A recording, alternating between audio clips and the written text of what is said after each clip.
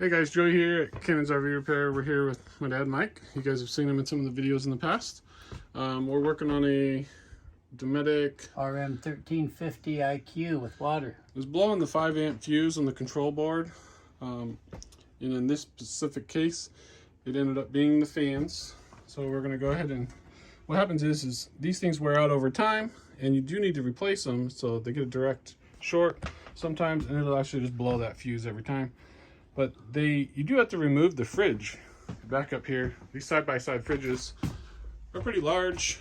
So you will definitely probably end up having to hire a technician to do this job. It's not a real easy DIY. It's pretty simple to change the fans themselves. There's just 2 screws that hold them on, and then they're plug and play. We'll post a link down below with the part number for this specific refrigerator. If you guys have any questions on it, and how we identified it, but like down on the actual control board itself, it does have a 5 amp fuse inside it. Bottom left. Bottom left. It's orange. It's orange, 5 amps, and that was blowing. So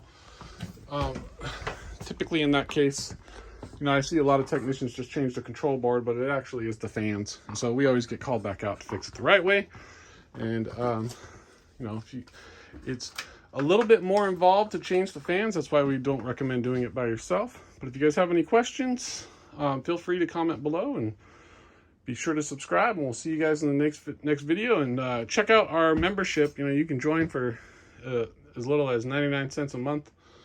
That helps support the channel, and we're looking to build a big, huge shop, and that will help us make even more videos. Thanks for watching. Safe travels.